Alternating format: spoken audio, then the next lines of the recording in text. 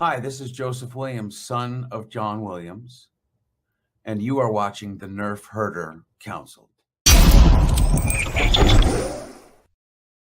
What is up, everybody? Welcome to another episode of the Nerf Herder Council. I am your host, JT.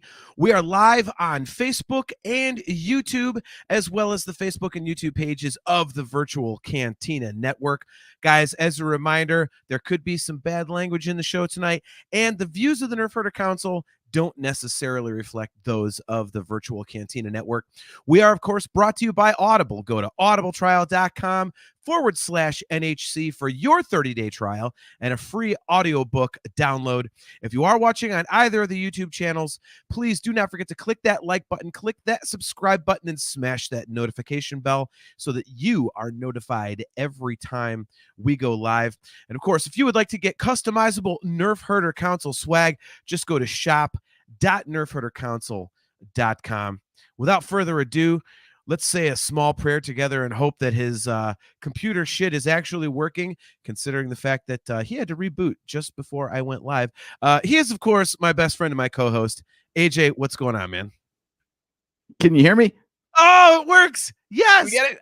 Yeah. All right, cool. Prayers are answered. The prayers are answered. There we go. Nice. How you doing, buddy? I am doing very well. I'm doing very well. It's kind of messed up. We were talking about this the other day. For people who don't know us, won't really understand this, but people who know us will get it.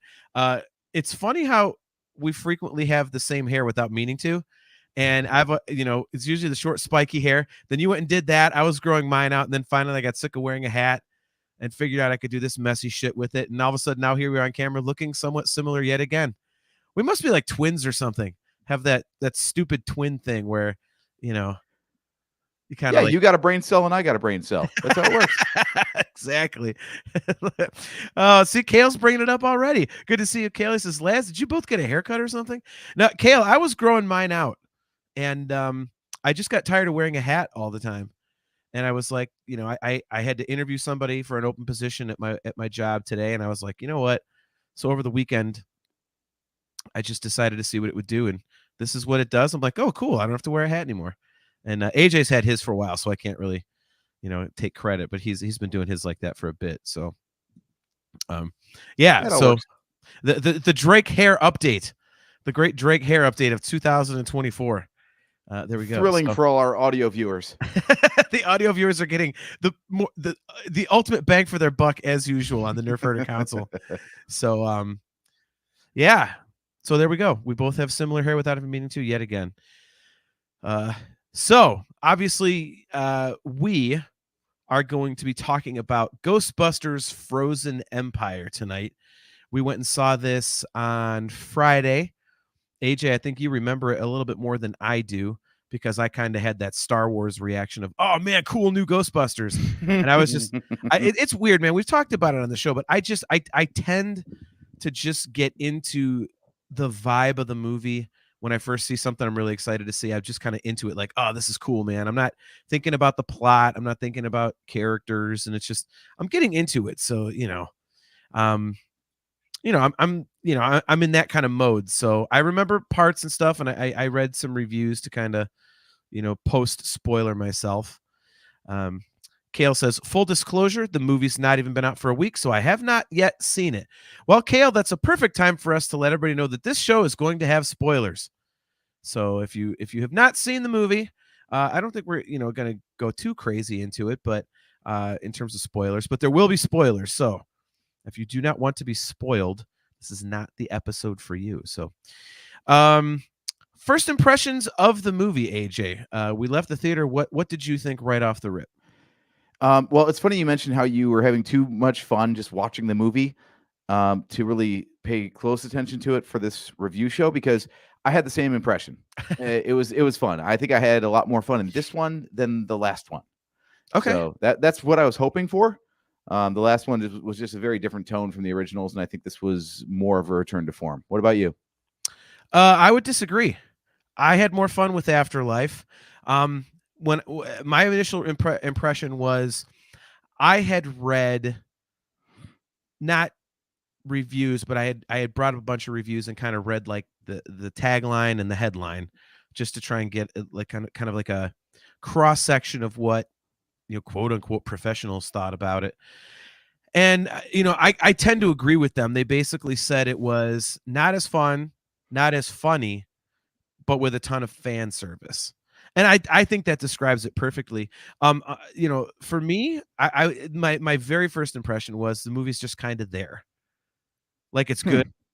I'll watch it again, but it's not going to be the one that stands out to me in the Ghostbusters canon. So, but I enjoyed it. And honestly, that's all I went for. I go to a Ghostbusters movie to see Ghostbuster stuff, and I got to see Ghostbuster stuff. So it was, it was cool. So, So, how many times in the show are we allowed to make the joke that Bustin makes us feel good? well, unfortunately, my wife's not here to annoy the shit out of with that, like I did after the movie. So, We're gonna say it, so I just figured we might as well get it out of the way right now. Yeah, that will be the joke of the show. Yes, Bustin makes us feel good. So there we go. That was plentiful as we were walking out of the theater from seeing the movie. So I'm sure it'll come up again here tonight. Kale says, I have heard this is fairly terrible, though universally agreed that it's at least better than 2016. Kale, I don't think it's terrible. I really don't. I've seen some reviews like that too, and I completely disagree. Again, it's if you're going to put it up against the other movies, and I don't even really count 2016 because that was just, I mean, Yeah, the franchise doesn't either, so that should tell you everything you need to know. Yeah, they don't really. I don't know. I don't even know what to make of that one. That just was, when you're coming off of 1 and 2 and you're waiting for this legendary Ghostbusters return, that's not exactly what you were waiting for. And I do not. Full disclosure, the trailers did so little for me that I didn't even watch that movie. And then all the reviews and subsequent people crapping on it really encouraged me to not see that one. So I can't comment on it because I'm not familiar with it. But I will say that from what I've heard from word of mouth about that one compared to Frozen Empire, no, they're not comparable. I don't think it's terrible at all. I would never ever say it's terrible. I think it's good.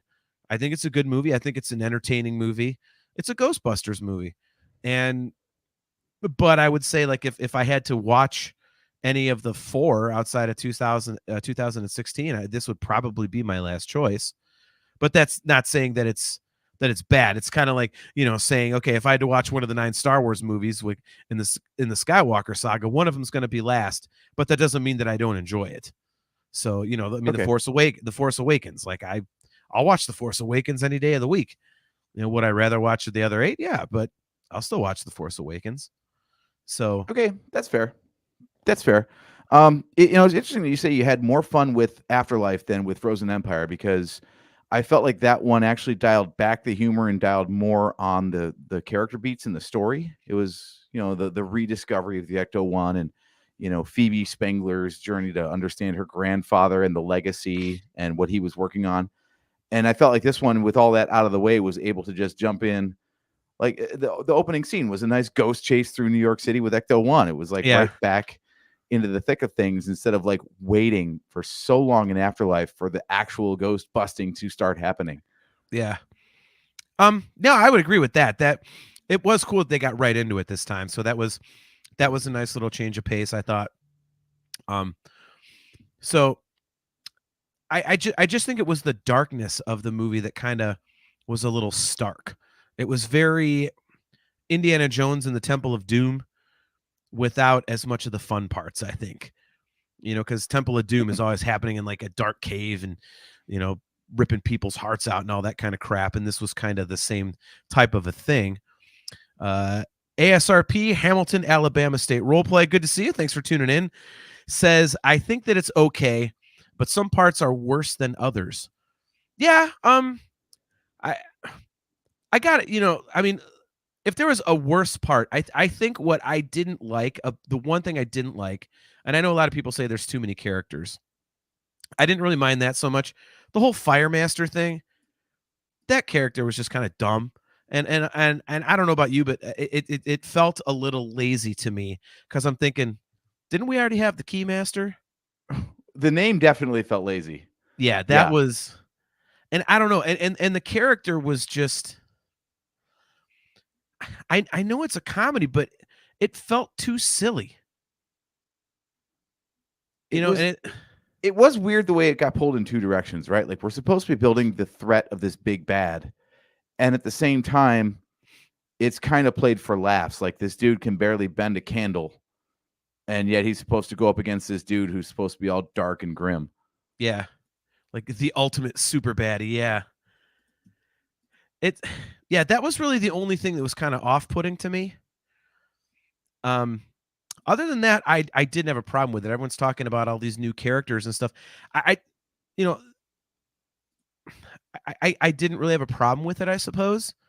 I mean, I could see why some people might and say there's like too many characters going on. Like, yeah, but they mostly focused on the ones they needed to. You know, Phoebe's family and the old Ghostbusters. So that was cool. And honestly, that's one thing that I really did like is that they did bring the original cast into it a lot more than they did in Afterlife. Afterlife, the way they did it was awesome because it was at the end. It was this big reveal. They had the ghost of Egon, which was really cool. So I liked seeing them more, but they didn't overdo it. You know what I mean? It's kind of like, I guess, how Star Wars fans wanted the sequel trilogy to go. Doesn't it feel like that? Because you got the original cast back together, but then you still have these new characters doing their thing. It was like a nice blend, I thought. Yeah, like you said, the cast was very large in this. They had a lot of stories to juggle, and not everyone got their due. But yeah, whereas like in Afterlife, like I said, we were just waiting. We knew we were going to get the original Ghostbusters, but it took forever for them to come back into that story. This one, to just have it be like, yeah, Winston's a millionaire and he's doing some stuff, and Stance is running an occult bookshop and he's living his life and he's in it like pretty prominently. Yeah. Venkman doesn't come into it until the end, and that's kind of almost a why bother cameo, but the other two had a good reason to be there. I thought they were folded into the story very well, but they didn't overshadow the new characters. It was still the new characters doing all the action, and everyone had their own little part to play. It was cool. Yeah, I completely agree with that. But I will say I do disagree with you on one thing. I don't think Venkman was kind of like a cameo. Like I felt like he was in there a reasonable amount. I honestly thought that the way they wrote his character was a little off from his original vibe. It wasn't. It was. See, I don't know if this makes sense. It was like they were trying to write Venkman instead of writing Venkman. You know what I mean? It was almost like a cover band trying to play the song. It sounds great and it's the song, but it's not that song, like it's kind of that way. I mean, it was good, but I just thought certain things he said and certain reactions, like I could just hear him responding differently in my head than he did on screen. I did have a bit of a bummer because they went and got Walter Peck back as the mayor, and the classic Venkman line, like, yes, this man has no dick. Yeah. Like they could have called back to that, but they didn't because we're now in like the PG era. It's a family franchise. Like, does anybody remember Ray getting sucked off by a ghost in the first one? Thank you. And I mean, honestly, like, is it really that un-PC to call somebody dickless? I mean, come on. That's a pretty mild insult. Oh, you dickless bastard. Like, it's like, what the hell is that? Like, oh, Shane O'Mac, what's up, man? Yeah, kids have heard a lot worse these days. See you, bud. Yeah, I didn't think that was bad at all. So I was kind of bummed about that too, especially because the guy's the mayor. Like now he can really screw with them because he's this bad guy. So yeah, I thought that was a little bit of a missed opportunity. But I thought it was a great callback. I know you're not a big fan of. We've used the term many times on the show, the member berries, when something goes too fan service y. But I thought it worked great in this one. I was a fan. I liked seeing all that stuff. I thought it was handled in a wink, wink, nudge, nudge kind of way that didn't intrude on the new story that they were telling. And it was just kind of fun to see that stuff. I didn't think it was heavy-handed at all. Yeah. I don't know. I feel like so I read some online reviews as well, and it seems like there's either the absolute like bottom feeder apologists who are just like, if it's got a Ghostbusters logo on it, then I love it. And then there's Right. the other side that's just looking for like anything to tear this thing down. What did you think about Annie Potts' involvement? I forget her character, Janine. Yeah. Like she was in the last one, which I barely remembered actually. Yeah. But she got her own suit in this one. And people are like, oh, so now even the secretary gets a suit. I'm like, does anybody remember Ghostbusters 2 when Rick Moranis' character went and got himself a Ghostbuster suit and he was riding the bus and Slimer was the bus driver and everything? Like, Yeah. it's almost like that itself was a member berry. Like, we're gonna take a background character and we're gonna suit him up as a Ghostbuster because yeah, why not? Sure. Yeah. I don't know. Like I didn't have a problem with it, but it was a little bit of okay. But then I thought, okay, but if you're gonna have Janine, what else is she gonna do? Stand there cowering behind them, trying to answer the phone? Like what Right. else? What else are they gonna have her do? So I was like, okay. And again, it was cool to have that original cast back. It was fun. And in the absence of Egon, I thought that was a good, replacement. So got some comments here I want to get to. So let's Yeah. go through here. So Kale says, please tell me they actually busted some ghosts this time. Last time it was like the whole film before a singular ghost got even close to busted. Yeah, like I say, Kale, they opened the movie with a pretty big ghost chase. So there were more in here. I kind of thought the same thing, Kale. I really like Afterlife, but I thought there was a little bit of lack of ghosts and busting. So that said, I still had fun with it. Sean Hines, our very good buddy, the Vandalorian. Always good to see you, brother. He says, missed opportunity to have Peck and Venkman face off again. Instead, he faces off with Ant-Man. Nice. I thought it was the dude from This Is 40. Yeah, I really thought that they could have done more there too. Like I said, like the having Walter Peck in there at all was awesome. I never expected. And to have him the new mayor was like, okay, well, now how are the Ghostbusters going to get out of this? Because the guy's got a hard on for him. So that was awesome. Shane O'Mac says, are they milking the franchise or is it still strong? No, I think it's good, Shane. I enjoyed it. I thought it was a fun movie. Well, this is kind of what we're unpacking through the whole show, aren't we? Yeah. Like, there's some people who say like there is only one Ghostbusters story and they've just tried to tell it now 4 different times. 5 kind of, if we want to acknowledge 2016. Well, I mean, what are you gonna do? Oh, look at my asshole brother-in-law. He says, "Cut your hair, hippie. You're just mad that you can't. You're just mad that you can't grow hair like I can. So don't give me any bullshit." Hey! No busting on the guys who can't grow hair, dude. But busting makes me feel good. I can't believe you walked damn it, right I didn't even set that one up. I can't even believe you walked right into that. Holy crap.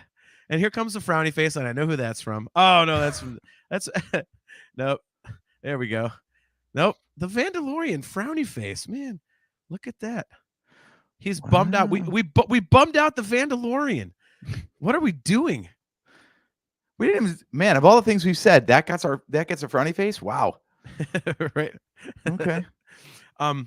Yeah, that basically is what we're talking about. This whole show is like, and I put it in the description, is it a worthy successor to Afterlife? Is it a worthy Ghostbusters movie? And hell, is it a worthy movie, period? Mm-hmm. Look, Vandalorian's making threats on us now. Oh my God. Yeah. Are you threatening me? Are you threatening me? I'm Cornholio. Emoji typo. Yeah. We know what you're doing over there, Vando. Come on now. Yeah, I think on all counts, I think the answer is yes. I think it's a good successor to Afterlife. I think it's a good Ghostbusters movie. I think it's a good movie. Mm-hmm. Yeah, all these people say like there's only one Ghostbuster story. It's like saying there's only one superhero story or one Star Wars story. Like, yeah, that the good guys are going to win, the bad guys are going to lose. In this case, there's going to be some ghosts. They're going to kick the heroes' ass while the heroes are trying to figure out what's going on, and then the heroes are going to get their shit together, and they're going to take down the bad guy. Yeah, that's always the story. the question is like, how does it get there? And the thing that I'll give more credit to this one than the last one for is I had more fun getting to know the villain in this one than the last one, especially in learning that the last one was tied back to Gozer again. I thought that the ghost character, what was her name?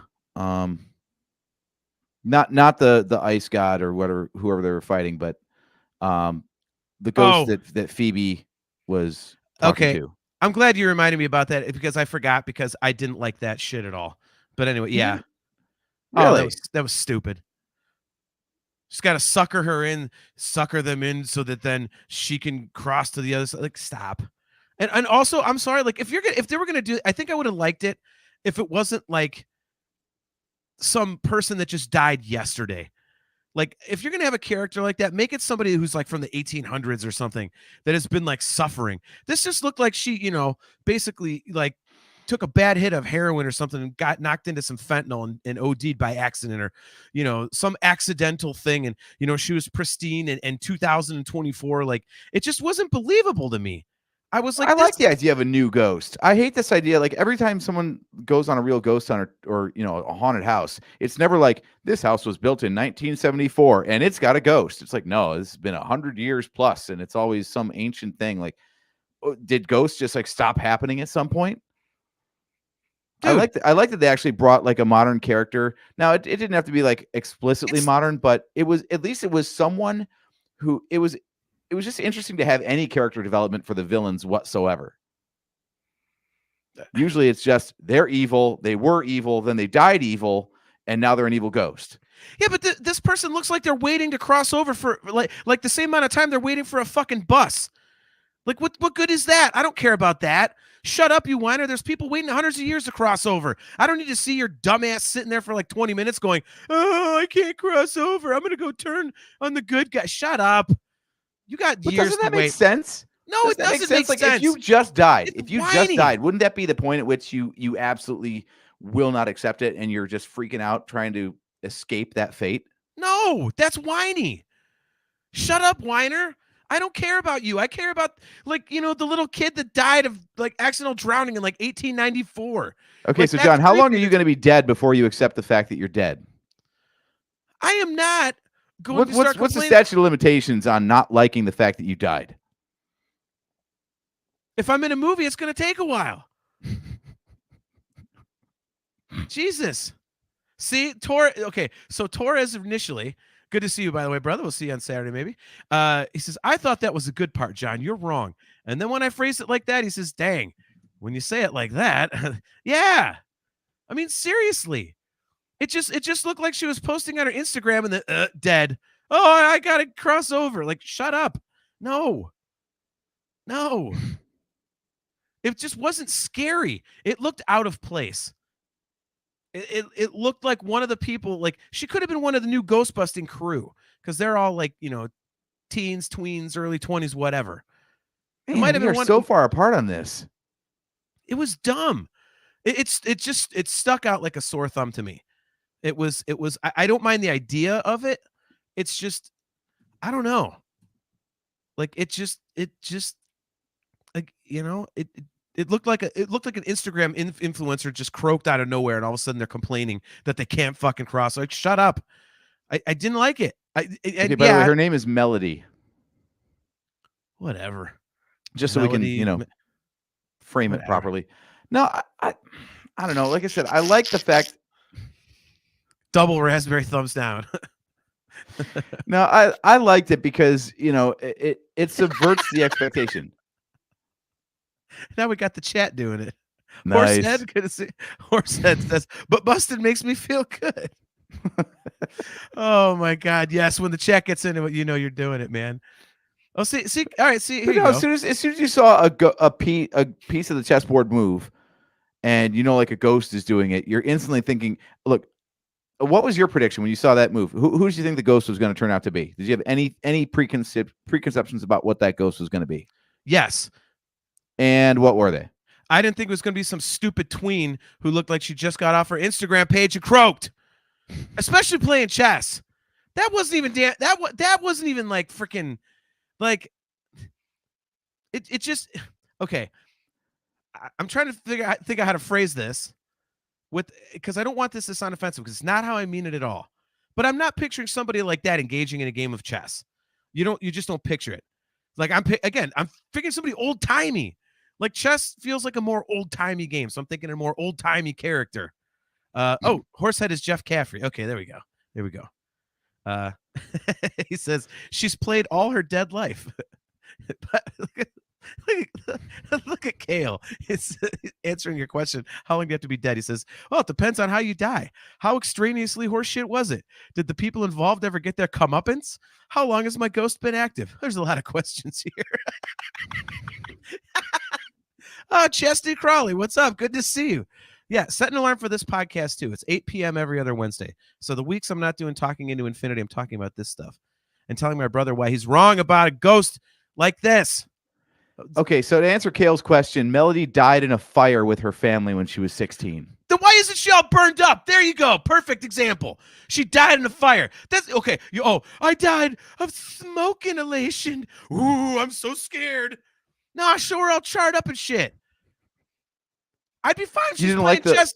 If she's all, you hear my, I'd be fine if she was all charred up and shit playing chess, like her fingers all fucked up, like bony, like all flesh, like bits of ghostly flesh falling off it, moving the rook and all that. Yeah, but no, she's in pristine condition. Her clothes weren't even like charred or anything.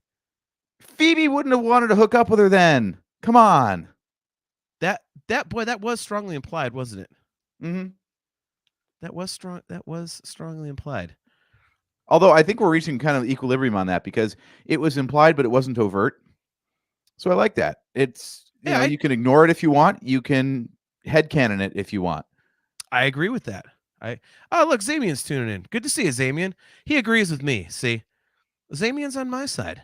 All right. So there we go. Yeah, there we go. Okay. Vando nailed it. Vandalorian. She should have looked like the cab driver in the first flick. Yes. Give me somebody messed up like that. And Jeff Caffrey, Horsehead, he says she had limitless flames licking at her shoulders. Yeah, but she wasn't all torched up and stuff. Like, that's fine. I was wondering, what the hell are these flames? Like, what are these ghostly flames?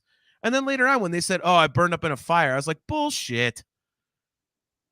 Look, the ghost rules are very loose in this franchise anyway. Like, that librarian ghost is still kind of weird how she looks normal until she turns into a skeleton. Like, what the hell is that? Yeah.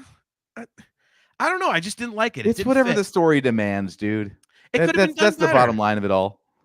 All right, Circle J may have the answer. He said, by the way, good to see you, brother.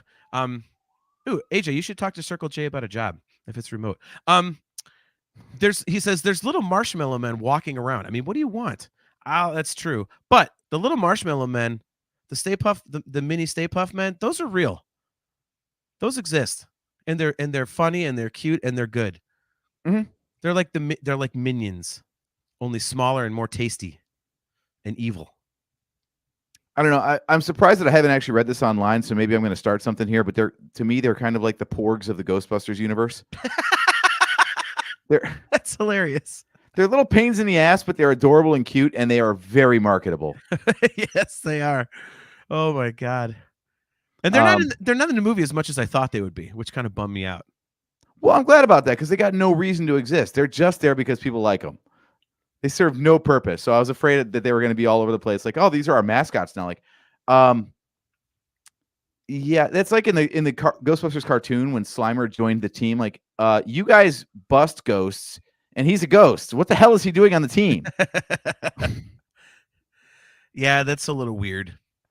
But anyway, getting back to the reveal of Melody as a ghost. When I saw Phoebe sitting down and playing chess and pieces started to move, I was like, do not give me Egon again. Oh, what? What? It was a nice send-off in the last movie. I was afraid they were going to somehow pull a CG Spangler back into things again. I'm like, we don't need it. That was a nice little coda, a nice send-off for Harold Ramis, and let's not touch it. And I'm so glad they didn't. I would have loved it. But isn't that just member berries again, though? What's wrong with that? It's better than some supposed to be charred up Instagram model for no goddamn reason. Look, see, we're gonna leave this up to the chat. Okay. Which would have the been question better? is The the question is this supposed to just be a nostalgia trip, or is this supposed to be an active modern franchise that actually creates characters that people want to follow moving forward? again, if it wasn't what they did, I'd rather have Egon. I like the idea of having a ghost, and okay, I gotta sucker him in to get it, whatever. That's fine. I didn't like the delivery of the ghost. Like I thought it was a crappy choice. So, given the crappy choice or Egon, I would have taken Egon. But then again, Okay. you know me. But okay, but to your point, you know me. I'm the one that sits there in the theater, and every time something I know comes on the screen, I'm going, yeah. I just can't get out of the past. I'm nostalgia guy. So, that I don't have to have it, but I always do enjoy that.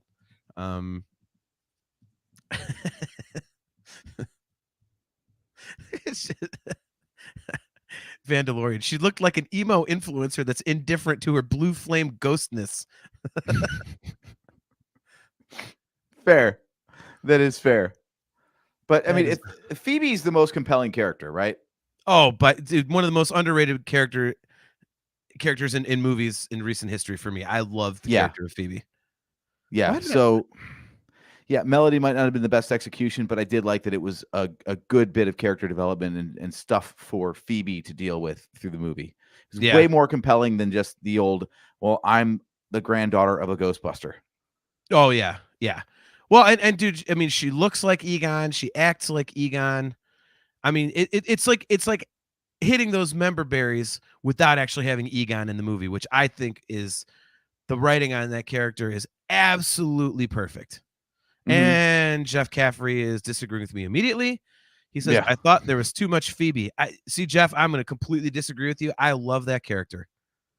Kale says the kids are really good. He says the kids are actually really good. And Zamian agrees too. Zamian says, in my opinion, Phoebe was one of my favorite characters on the show. Yeah, I completely agree. I mean, AJ, I think you and I talked about this a little bit off air. That character is incredible. I think she's written perfectly. Yeah, question for Zamian in the chat there. Is it because you're close in age with the character? Do you relate to her better? Ooh, okay. Good question. So we might just have a generational thing where we're looking at the middle-aged people, especially like the Paul Rudd character and all that. And Miranda and I turned to each other and we were kind of laughing about the whole like step parent thing and the dynamic of all that. Because that's where we're at in our lives. You are too. Yeah. And so, I think they've got to cover all the quadrants, so they've got the original Ghostbusters for people that were that grew up with the Bill Murrays and Dan Aykroyds and things like that. And then they've got, we grew up with them as adults as we were kids. And then we've got characters that are our point of view that are our age. And then we've got the younger generation as well. So I think they're really trying to pander to everybody. Yeah. All right. So Zamian has answered your question. He says, I don't completely relate, but maybe partially. There you go. Okay. Well, you've never been in love with a non-fire ghost. Okay. So what would you know, kid? Shut up. We've tried burning to death in an apartment fire first, and then tell me how much you relate. She didn't burn to death. I just told you that. It was smoke inhalation, and barely any smoke at that. She had weak lungs. It was one of those like COPD related deaths at like age 14 or whatever the fuck it was. That's how she died. It was medically induced by smoke inhalation. I know exactly what it was. See, they didn't get the partnership locked down, and you can't advertise these products in mass market movies anyway.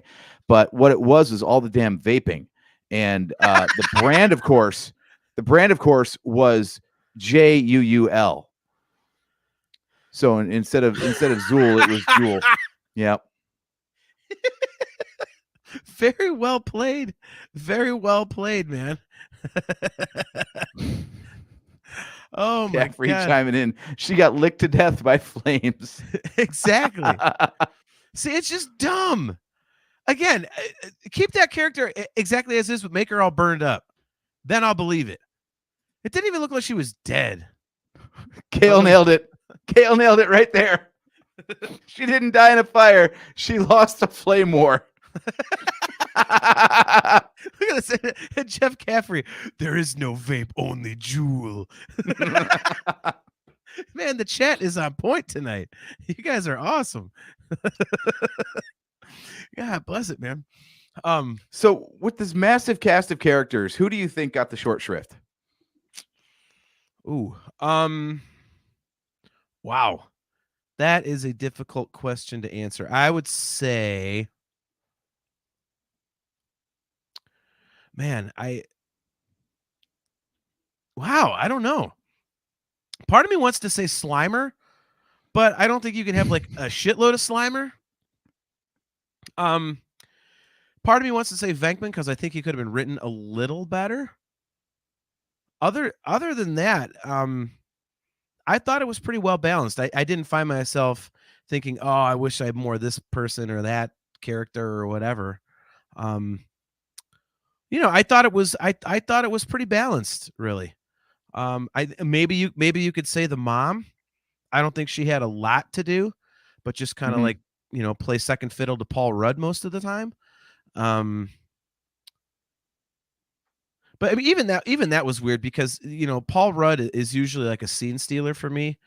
And I found myself kind of paying attention to stuff around him. And he was perfectly fine, but it's just I think all the things going on around him kind of overshadowed him in this one. What do you think? Well, you were saying earlier how you didn't like buy into the whole flame master idea or fire master. Flame master, fire master, I forget. Fire master. Okay. Yeah, that guy Shock was master. actually, if anything, I think that guy got too much because Yeah. for the amount of time it took to explain what he was able to do and why he was able to do it, it was very underwhelming. Yeah. Like he just shows up in this like brass suit. Really, it was just to communicate the idea that brass was the key in this one. Yeah.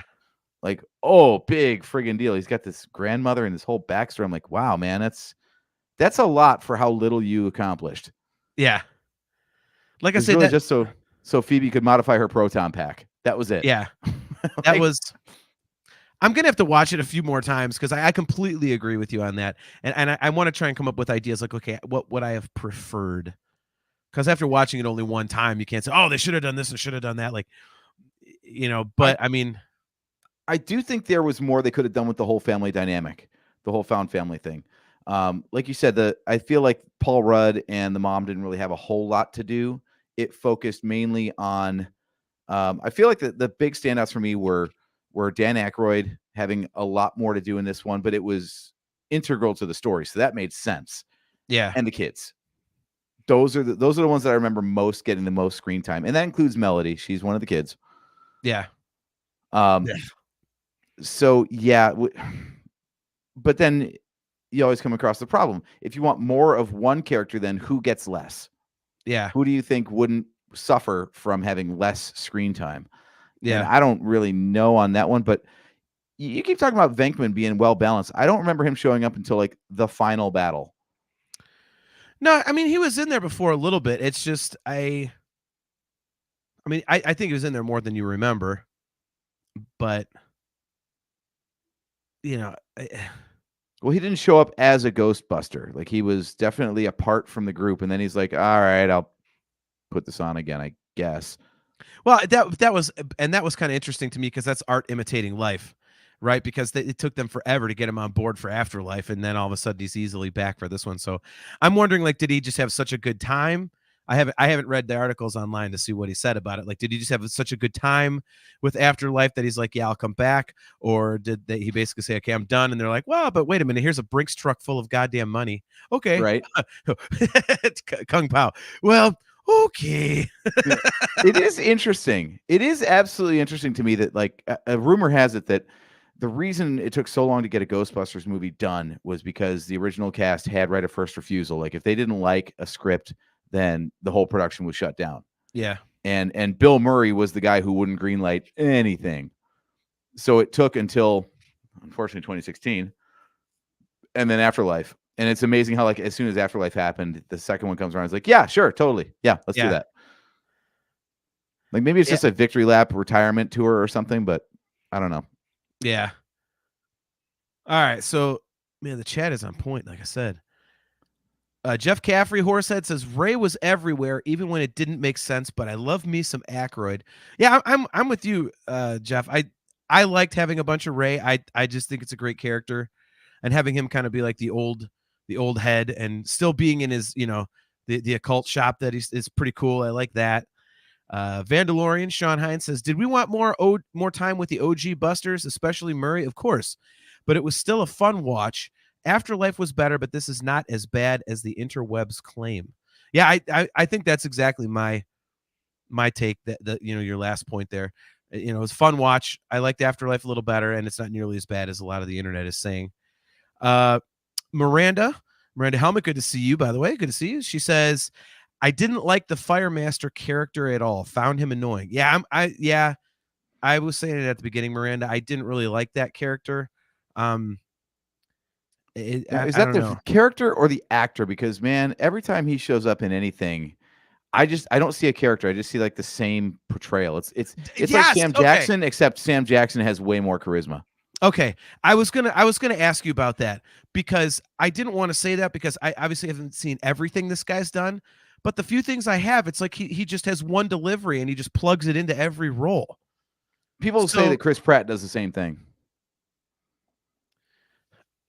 Like Star-Lord is Owen Grady, is Mario, is so on and so forth.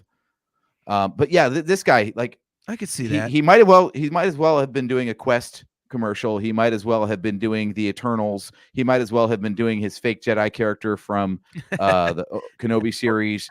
Yeah, the guy's got like no range. Yeah, it definitely took away from it for me. I and I get it. Like, Rick Moranis was weird. What the hell was it Janusz or whatever in Ghostbusters 2 was weird. I think those didn't take away from the story. Like, it didn't kind of make me go, what? As much as the Firemaster did. And yeah, I mean, Jeff Caffrey said it right here. His Jedi in Obi-Wan, in the Kenobi series was weird too. Yeah, I thought the same thing. I had the same reaction to him in Kenobi as I did in this. Yeah, he's one of those characters. Maybe he's just like so identifiable because his delivery and everything is so unique that like as soon as he shows up, you're instantly reminded that you're watching a production of something rather than getting sucked into the story. Yeah, there's something that's a little too campy. Like, I don't mind the humorous aspect of it. I think it feels like someone who thinks they're in a comedy when they're in more of like a drama. It's like, okay, let's dial back the comedic aspect a little bit. You know what I mean? Like, it's one thing. Let's face it. Ray is a comedic character if you really get down to it in Ghostbusters, but you're never looking at him like, this goddamn goofball. Like, let's tone it down. Like, if you're watching like Rob Riggle, or somebody like that, where it's just over the top, or Jack Black or something, Jim Carrey. Like, it's not like that. So, you could buy into it. It doesn't take you out of the story. And I don't think the Firemaster took me out of the story. I just think it was a little, it kind of was a little weird to see, By the way, we've got a question in the chat about who is the Firemaster. It's Kumail Ali Nanjiani. Who got like super shredded for Marvel, which is pretty much his big hype, is that like, holy crap, this guy got like totally shredded. Yeah. If I need to bring up a picture, I can, but I think we know who we're talking about. Yeah. Look at Chastity. So our good friend Chastity is opening up a bakery, so she's working on stuff. Speaking of Firemaster, just FYI, when you touch a cinnamon roll, it just came out of a 425-degree oven. It's hot. I'm just gonna say this, Chastity, I love you, but if you're opening a bakery and still burning yourself on shit coming out of the oven, I think maybe you want to like pump the brakes on that grand opening. I think you got some things to work on. Also, I don't think I think cinnamon rolls bake at like 350. So, oh, look at this guy! It's fucking Julia Child over there. I'm probably totally wrong, but whatever. Oh my god! I just like the idea that her ghost would just be dripping in frosting. It's like when you don't let the cinnamon rolls cool enough before you put on the icing, and it just like liquefies. Like, that's that how would be her Melody ghost. died. That's how Melody died. It was an oven-related accident from the waist down. You couldn't see it. See, now wouldn't that have been better if they never showed her from the waist down, and then at the end, right as she's leaving, the whole she goes off camera, and you see the whole thing, and basically she got disemboweled, like just cut in half, and there's like guts and shit trailing everywhere. So that's why they didn't show her the rest of it, because it's just absolutely revolting, like vomit-inducing gore, right as she's flying away. Like she tripped and fell on a railroad track right as the train was coming over her. Oh God. So of course the top half is untouched and the bottom just isn't there. Jeff Caffrey. AJ's read the hell out of a Pillsbury tube. Oh, that is awesome, man. Now you're gonna make me look that up. I want to know if my facts are straight. Oh my Hey God. Google, what temperature do you cook cinnamon rolls at? Are we really doing this? Is it even telling you? 375. All right. Well, you were There, close. I just helped your bakery. You're welcome. Okay, but see, Chastity says my great great grandma's recipe calls for 425. I hit it when I was frosting the previous pan. Well, again, Chastity, you gotta not burn your hands, man.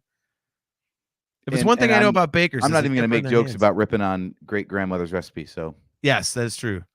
now I just want the recipe so I can have some cinnamon rolls. Shane O'Mac, he goes, "You ass! You made my Google Home answer." Well, Shane, now you know how hot your oven needs to be to make cinnamon rolls. Oh. Oh my God. Vandalorian, melted from the waist down, you say? Does it smell like marshmallow fluff? Oh my God. Our show is so damn dumb. Oh my God. We go from having all these intelligent points to damn you in the private chat. We go from actually having an intelligent discussion to stupid shit like cooking cinnamon rolls. Okay, so back on point. Zamian mentioned something up above. See if I can scroll up and find that. I wanted to ask you about. So he says, I didn't like the depiction of the main ghost. I found it more to be like a demon or something. Zamian, here's what I will say about that. I'll give you my take, and then AJ, let me know what you think. I didn't mind it per se, but it kind of felt like a first or second idea. Like, what about this for the bad guy? And it would have been way more fleshed out down the road, multiple iterations and all this stuff. But they just kind of took the first or second one and went, yeah, okay. And because it was like skinny and like it just seemed unfinished. I mean, I get it's supposed to be like a giant icicle or something like that in a way, but it was, I don't know. I didn't mind it, but I think it would have been cooler if it was a little more menacing, I think. Or does it fit? Because it is supposed to be kind of like a giant icicle. What do you think? Well, to Zamian's point, I think I can't remember if it was described as a demon or a god, but it was like Gozer, where it wasn't a ghost. The big villain was not a ghost. It was specifically some evil, malevolent entity from some other plane of existence or whatever. Mhm. So yeah, that's why it didn't look ghostly, because it wasn't actually. As far as what it looked like, it was really weird how they really focused on the horns. Like it was, Yeah, I didn't mind that the visual of it.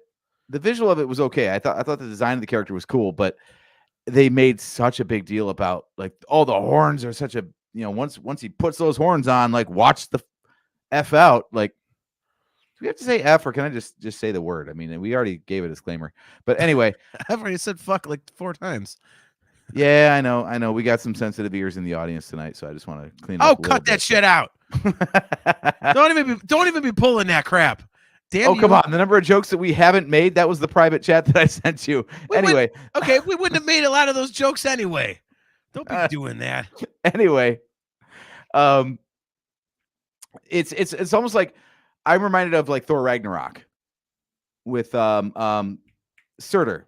Surtur's crown was, the giant like horns and everything. Is like, oh, I thought it was like a unibrow or something. It's like no, it's a crown. Like, but that was like a key plot point, was like when this guy gets that thing on his head, watch out, here comes Ragnarok. Yeah. So like they kind of did the same thing here, but they didn't really play with that idea of like, okay, maybe the Ghostbusters have his horns and he's coming after them to get them. Or, they could have dialed that up a little bit more, because instead it was just like an hour and a half of what's going on here, guys? What's the story? Oh, we've got a librarian who's going to tell us everything about it. Good. Okay, so there's our first 90 minutes. And then the last 15 minutes is like, oh, everything just happened that he said it was going to happen. Holy shit. Like, right. they could have pieced it together, made it a little bit better of a mystery, and built the suspense over time instead of like spoon feeding the audience the entire plot dump right before all the things that we were supposed to be afraid of actually happened. Like maybe spell it out like earlier, and then we're in suspense waiting to see like how long before our characters catch up to the plot. You know what I mean? Yeah. I don't know. I mean, to the horns, I'd forgotten about those.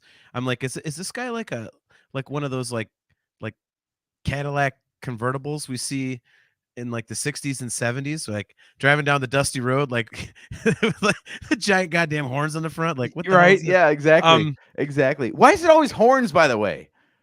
It's always horns. They can't have the balls. I mean, that would be the other thing. No one said balls. You said balls. Why did you go straight to balls? That's the only other huge thing I think of when I think of giant cows. Because it's like you go to the county fair, like they got this enormous yam bag hanging down, or they got the big horns. No one said cows. Okay, but I did. I said the cow horns, like on the cars. Jesus Christ. So you said why is it got to be horns? And I'm thinking giant cow. It's either the giant horns or the giant balls. What are they going to have? A cow tail sticking out the back? That's not. It could be ram horns. They could be goat horns. What if it was balls, and you had this giant set of nuts like flopping around the front of the car? It's like going down the dusty road, like these enormous testes just flopping around. Like, don't put that image in my head. I'm picturing the scene where Garaka, by the way, is his name. Garaka, like, jams a horn. Like, can you imagine if you had to like take each testicle and just be like, No. He sticks the bag on top of his head, and then the rest of the movie is him. The rest of the scenes is him like smacking the balls out of the way so he can see, like tossing it like it's his hair. Like it's like the emo kid's hair on South Park. It is.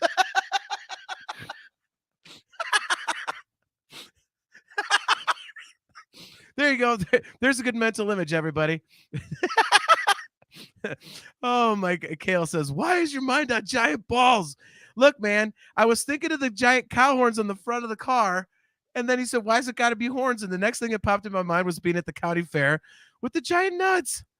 Like, so seriously, don't worry about that, Kale. Just picture Garaka like with a giant ball bag smacking up and down on his forehead for like the last half hour of the movie. Jeff Caffrey, what you thinking about, JT? Oh, just giant balls. Is this the part? That raises a good point, though. This whole Frozen Empire thing, like they were offering up so many things in the trailer about like New York's frozen over. Yeah, and that was like 15 minutes of the movie. And even in New York, like as soon as the ice started, that was the most deserted goddamn city I've ever seen. Like, it is incredible how few people exist in New York as soon as it freezes over. Especially for a cold shown weather people city. Getting frozen over. That'd be cool. Or yes. Maybe, as soon as the thing gets, police would have been there, EMS, fire. Somebody would have come to that firehouse and, been fighting with them. Instead, it was just like, well, I guess it's just us. All right. Yeah. Yeah, that was... And Vandalorian brought up a good point, too. He says, how is it that absolutely nobody got impaled by those icicles? Yeah, that was... I guess that's the family-friendly aspect of it, Sean, is that it's, yeah, Jeff Caffrey said it, too. Surprisingly few people got skewered with those icicles. Yeah, that was... I mean, it's a family-friendly movie, so I can't really comment on that. I mean, But I mean, I completely agree with you, AJ. It kind of all happened pretty quickly. And I think the final battle was a little bit underwhelming. It was Garaka comes to the firehouse and then the fire master melts him and we win. There wasn't hold on. There was the part where the proton packs didn't do anything to him first. until the one proton pack did. Yes. I was hoping for more of a Ghostbusters 2 kind of fight. Again, if you're going to have a major threat in the middle of New York City, let's have the whole city fight against him. Let's make a threat so big, because they said he was like the end boss. Yeah. Let's have it so like the Ghostbusters can't win and everybody's got to get behind him, because like every other movie, as soon as they beat the big bad, everybody's there to cheer him on. Where the hell were you like 20 minutes ago? Yeah. Wouldn't it be great if they just had everybody show up outside the firehouse and like all these people start singing again? And then they just yell out, "Not gonna work this time. Sorry." they all bolt. Maybe that's the only line Karaka has is, "What the hell?" I'm making it better. The fuck? Yeah. Or just have him have the weirdest voice ever. Like he turns a, "What the fuck is that?" Like he's got like the Scooby-Doo voice. You're like, okay. This guy's no longer as scary as I thought he was. Yeah, I mean, it was cool, the whole brass and the proton pack. I guess, if there's going to be ways to like harm him, it was cool that they had to do something different. So that was interesting. So I like that. Again, the Fire Master thing was a little cheesy. But yeah, I think there could have been more to it. They built it, like you said, they built him up as this big ultimate evil, and then it just really didn't take too long to kick his ass. Mm-hmm. So, this might be a problem with the Ghostbusters story formula in general, is like the big villain doesn't reveal themselves until the end of the movie, and they get in one battle and they lose. Like, it'd be nice to do more of like an end game or an Infinity. God, jeez, it's been so long. Sorry, Infinity War and Endgame kind of thing, where the heroes got to get their butts kicked like halfway through the movie, and then they spend the rest of the time figuring out how they could possibly go at him again.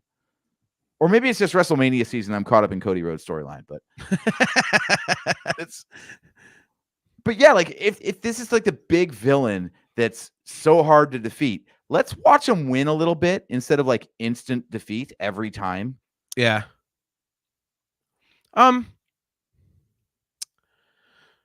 Yeah, I think that would be a good way to kind of shake things up. I mean, you mentioned the Ghostbusters storyline earlier, and people complain, "Oh, it's typical."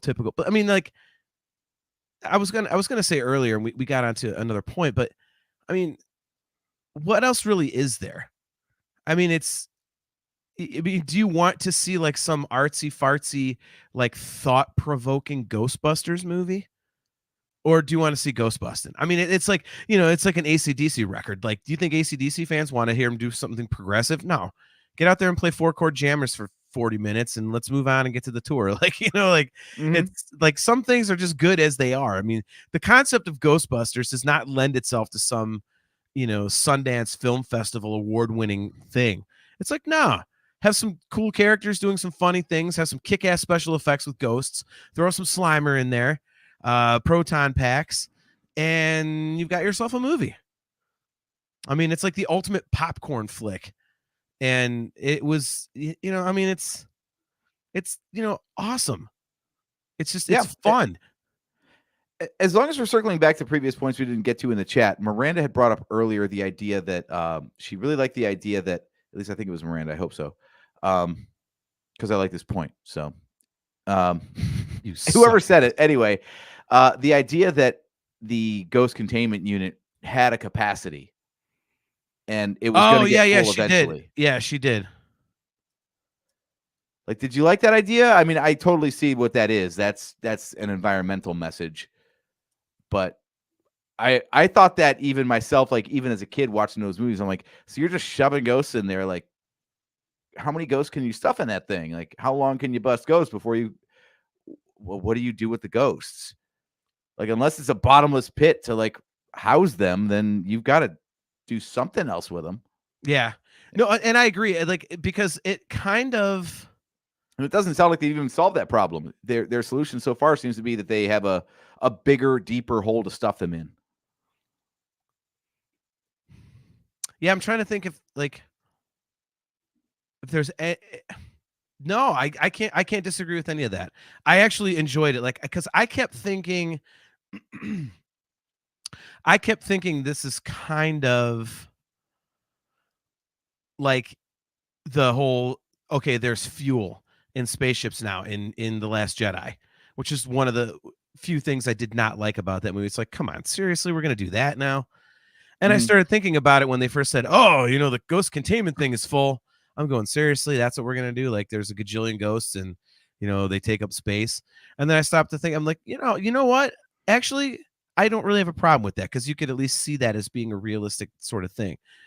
Mhm. It wasn't addressed before that this thing is limitless, so that's cool. Unlike the space fuel, where they just go gallivanting across the galaxy with nary a thought in mind for stopping at a gas station, and all of a sudden they have to.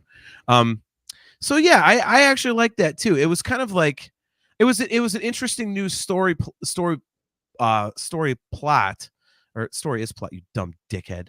Um, um, an interesting new I can't story wait to go point. golfing with you, by the way. Oh, I just want to hear more of this. I am More of the this worst. self-talk of yours. I am the worst at that. God bless. Just do a live broadcast from the golf course every time I'm hitting a shot. Yeah, I think it was a great new story point that didn't take away from anything. It's believable. It kind of furthered the lore. I don't know how much you can lean on it going forward, because you already said, oh, the thing is like full. I mean, what are they going to every movie go, oh, it's full again? Like, God damn it, we already did that. How about the idea that the firehouse is like a nexus point and the fire pole itself was made of brass because That was pretty cool. I mean, dude, just having the firehouse itself was awesome. I mean, let's face it, that was cool. It's kind of like see, having. this is where I wish I'd seen Afterlife again for this review, because I thought, and correct me if I'm wrong, because I don't remember. I thought the idea of the last one was that they were setting up franchises of Ghostbusters, right? So why the family from Afterlife had to move to New York and into the firehouse, I don't remember. The Can you franchise fill me in business, on that? yeah, the franchise business plan failed. They had to file Chapter 13 because nobody wanted to bust ghosts, because busting did not make them feel good. So Okay. yeah, busting did I not thought it make was them that there feel- were a bunch of franchises, but Walter Peck especially. What's more fun than kicking the crap out of some Ghostbusters? So in that way, busting made him feel good. I love these. Miranda. I mean, who doesn't like a brass pole? Like Vandalorian, because the plot needed it to happen. There you go. That's- That's the reason. Somehow, just insert the Star Wars excuse into that. Yeah. Oh, Somehow my the firehouse returned. God. Exactly.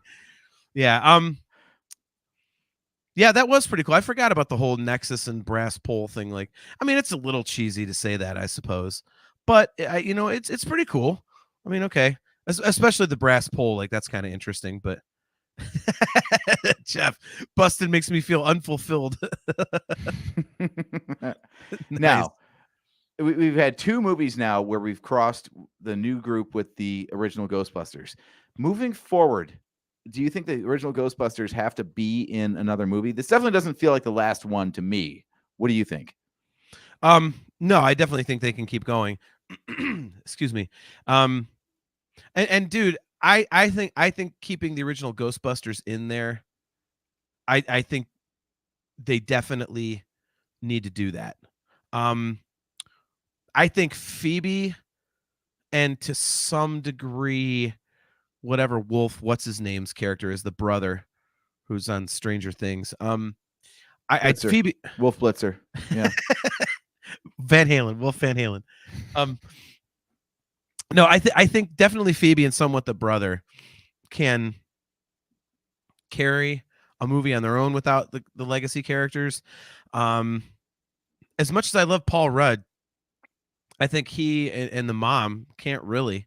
And I just think you like in Star Wars, like if you would have, taken out the legacy characters, I think Rey especially was strong enough to carry those movies.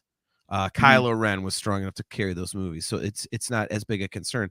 But I think in Ghostbusters, I think you kind of need those, the Ray and Zedmore and all that kind of stuff like that. Like I think it's kind of necessary.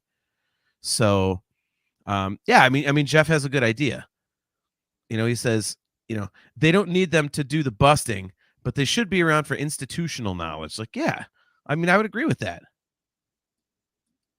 So, I mean, I completely agree with that. So I definitely think that that's something that they should continue because I just think it makes sense. And how at this point, how would you write them out? They're so entwined in the first two stories. What, they're just gonna all of a sudden be like, yeah, piss off, family, we're not doing this anymore. Like that's kind of, yeah, that's not really in the makeup of the character. So unless you're gonna say, they all croaked. There's a the fire master did too much fire at the firehouse and burned it down, and they're dead. They died in the fire. Of all ironies, they died in the fire at the firehouse. Now they can go. And now they're hanging out with Melody. I'd see. I beat you to it. They show up as ghosts, all messed up, and they're looking at her, and they go, "Oh, that's bullshit, man! Really?" Just looking at her, all pristine, and they're all effed up. That'd be great. Yeah, that'd be great. So I mean, another question from the chat from Kale, is podcast back? So what this leads me to think is, by the way, it's podcast with a capital P. We're not talking about ending the show anytime soon. You're stuck with us. Yeah. But Podcast and Lucky, it seems like they're building up this younger cast of characters that could be a team of Ghostbusters. Would you follow the adventures of the kids? Damn, dude, double fisting. All right. Yeah, I've got some Woodford and some Kool-Aid. I'm really doing it powerful tonight. Oh man, I don't know. I mean, I you know what? It's Ghostbusters, so I would give it a shot.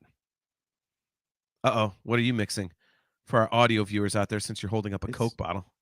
It's just Coke. I'm just saying, like, you're two fisting and I just got a bottle of Coke. Okay. Sorry, I'm lame tonight. It's a Wednesday, dude. That's okay. I'm in a job quandary, so I grabbed a teeny little bit of bourbon. I'm stressed.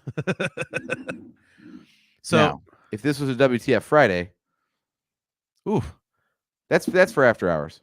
Turkey 101. Oh, bullshit! Like you haven't drank on this show before. Please. I'm trying to behave myself. Anyway, what?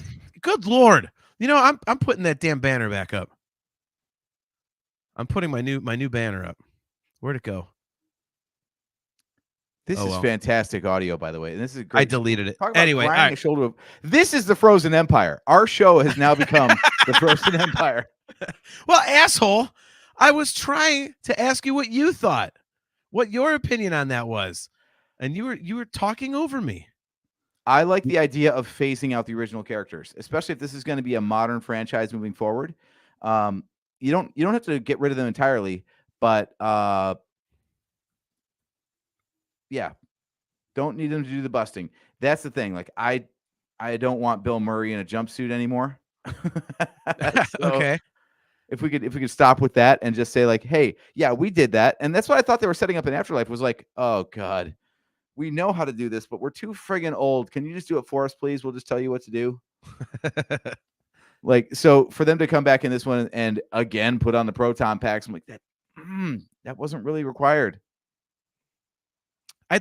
Well, they were there. I mean, I think to kind of show that like how powerful this, bad guy was, Garaka. And they got their asses handed to them. So good plan, guys. Right. Yeah. But don't worry, there's 8 of us now, and we still lost. See, I like the characters. I think they can continue, and I think they should continue. I think I like the idea that they've got other things to do, and the actual ghost busting is being left to other people. And they started that in Afterlife. So I like that idea that, yes, there are more Ghostbusters adventures, but the original Ghostbusters recognize that they are not spry enough to bust ghosts anymore. Okay. I mean, I could see that. I would like them in there. I would understand if they weren't. I just think they need a really strong story to kind of support that, because I think if you were to do Frozen Empire without the legacy characters, I think it would suffer. So, True. you know, I mean, especially because you said they're integral. Like, Winston is bankrolling the entire operation at this point. yeah. And it was Stantz who actually knew what the hell was going on and, was researching occult artifacts. So that makes perfect sense. Yeah, they've still got roles in the story, but their role is not to be a Ghostbuster. Yeah. Yeah, I don't know. I just think that they're a little too integral and a little bit too entwined in, like in Star Wars, it's kind of like an intergalactic thing and other people can do other things. But I think in Ghostbusters, it's very centralized and they are the Ghostbusters, Jeff Caffrey, the story. Bustin' makes me feel good. Exactly. See, that's what it's going to be. That's going to be okay. We have deep industry knowledge, and we're gonna throw out, like, this is a world exclusive nugget here. Okay, we know that the title of the third Ghostbusters movie in this trilogy is Ghostbusters. Bustin' makes me feel good. That's official. And that's the last Ghostbusters movie we will ever see. It would be amazing. They could have like break the fourth wall, like Hot Tub Time Machine type shit. No, what we need a side story of when Slimer. Let's do it like a flashback piece to Ghostbusters 2 when Slimer was. We're gonna call it Ghostbusters Mass Transit, and it's gonna be Slimer's time with the steering wheel in his hands and the little hat on, and the tagline is gonna be "Bussin' makes me feel good." Oh God! Did you? Are you serious? You just went there. You just went there. And how the hell did we just get what was that? Yeah, you saw that too? Is this a ghost thing now too? We have a ghost on our show. We had a floating our audio viewers. How did that happen? Wow. And thumbs up gets fired. What the hell is going on? All right, I don't know what this is. Hold on. I have Zoom gestures set up, but I don't have Zoom on right now. So let's see. Is this going to get confetti and party? Yeah. Okay. Are you kidding me? I didn't know that was a thing built into the camera. I thought that was something on Zoom. If you hold up a middle finger, does it start like raining or something? I wish. It'd be awesome. But let's find out. Nope, it's not recognizing that gesture. So how the hell did you get thumbs up? Are you kidding me? Look There at we that. go. We have a ghost. Why is it doing it on StreamYard? I have no idea. But anyway. Mine isn't. Boy, man, if you're not watching the video version of this show is going to suck. Wah, wah, wah, wah. Oh, my God. Anyway, any final thoughts on Ghostbusters Frozen Empire before we get out of here? Yeah, again, I thought it was Kale. Why did it just start raining here in Bunbury? Nice. Yeah, like I said, I mean, going over all the stuff and kind of, remembering all these different things, it didn't change my interpretation of the movie. It just kind of enhanced it. Like, I liked it. It was good. The things I had a problem with didn't make me, didn't turn me off from it. Again, if I had to watch any of the four other than, the fifth one in 2016, this would be the last one I would watch. But again, I would enjoy it. It would be cool. So I think it's an entertaining movie, and I think it's getting a bad rap in all the reviews. I really do. I mean, you're going to see a Ghostbusters movie, for Christ's sakes. What do you want? It's like going to Burger King and complaining that the food wasn't great. Well, you're going to Burger King. I mean, it's not supposed to be, Fleming's Steakhouse. You go there for a nice, cheap, delicious, filling, greasy burger, and you're never disappointed, man, because that's what you get there. You know what you're getting when you get there. It's always the same, and it always tastes great. It's a guilty pleasure type of a thing. And so, that's what this movie is, and that's what this franchise is. So, Kale, shut up, you ass. Says, I think it'd be the last one you'd watch because you'd probably watch them in order. Go don't you have an album to write, Kale? Go away.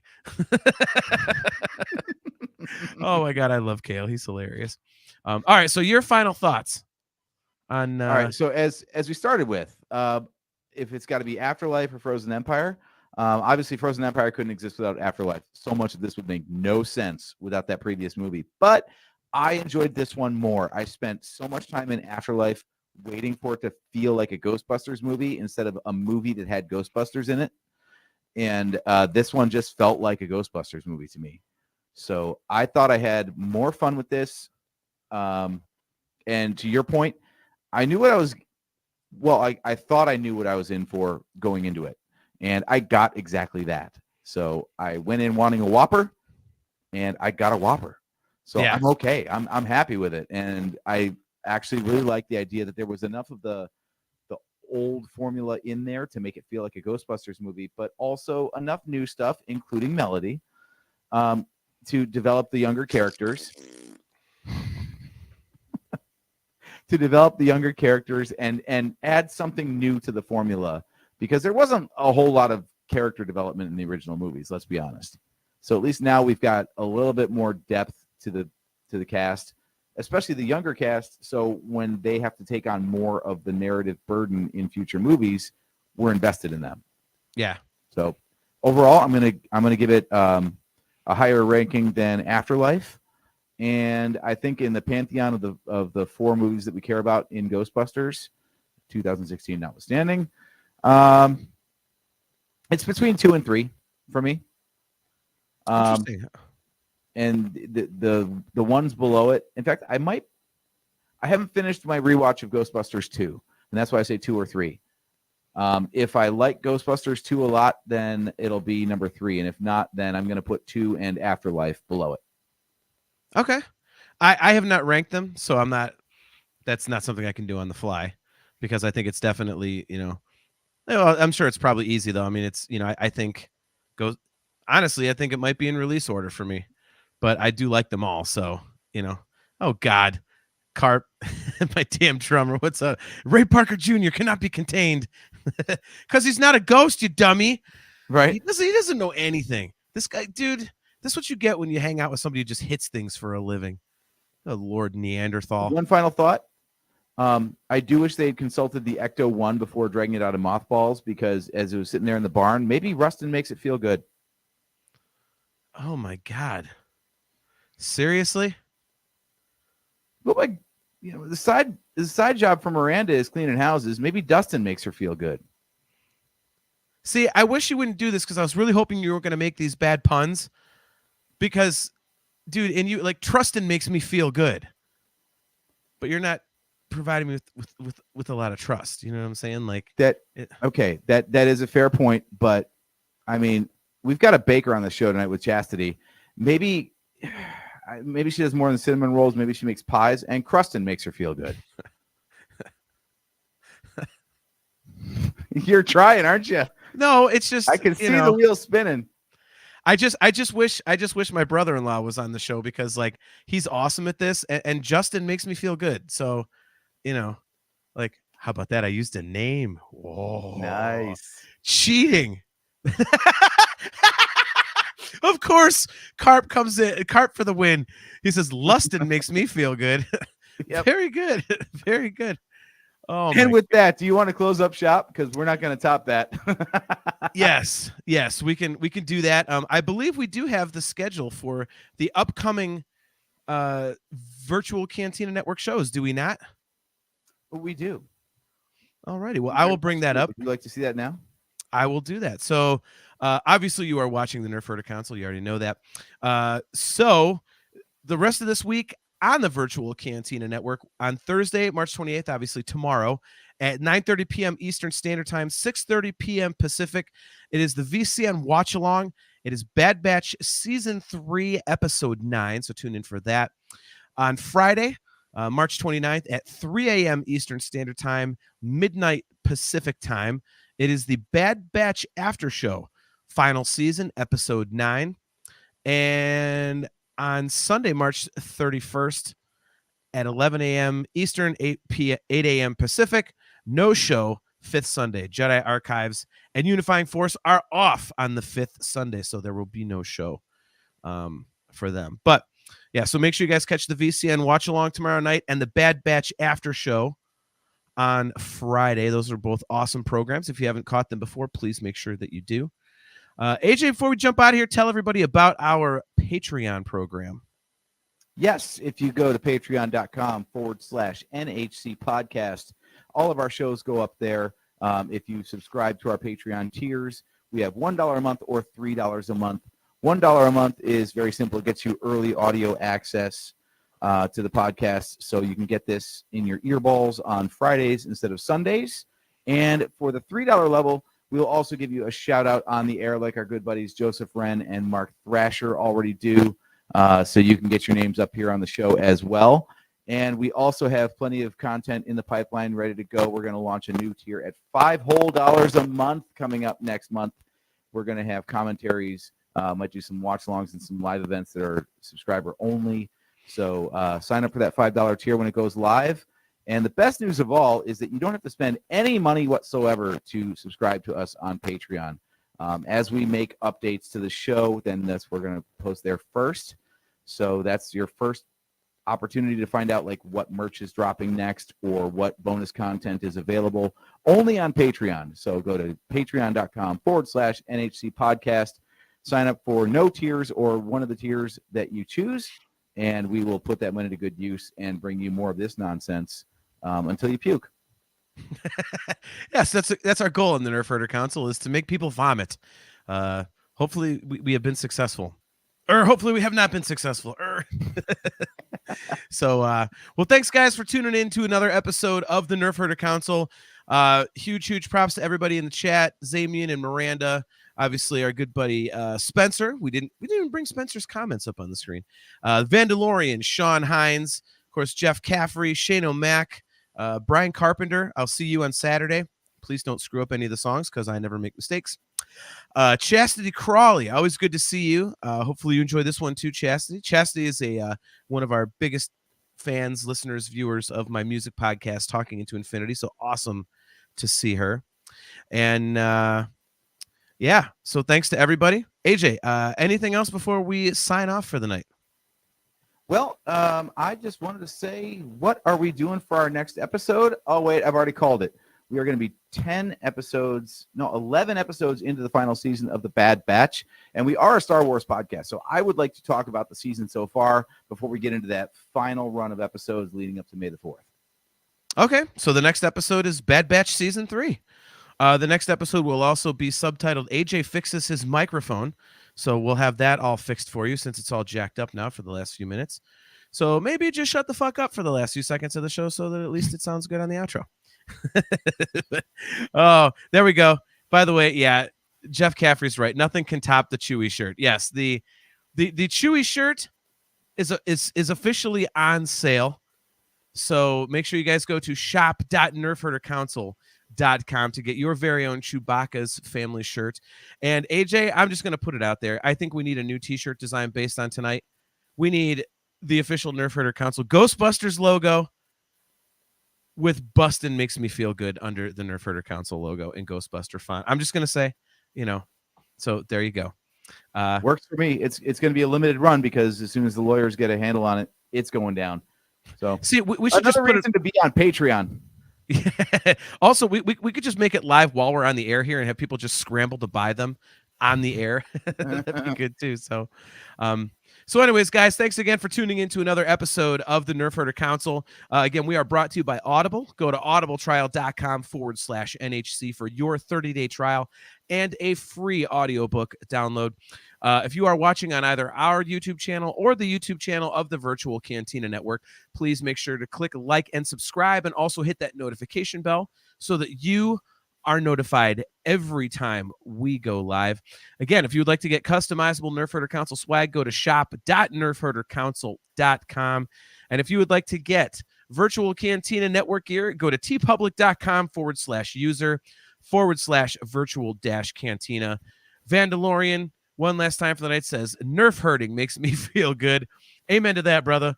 So, guys, I am JT. He is AJ. We will be right back here with you on, let's see, what is the date going to be? I'm always bad when the calendar changes. It is 2 weeks from tonight. That'll be Wednesday, April 10th. Wednesday, April 10th at 8 p.m. Eastern Standard Time. And until then, guys, until then, I am JT at Dog Pound Jedi. He is AJ. Trying to get a thumbs up going on my screen here at Drake Adams 579. And we'll catch you guys next time.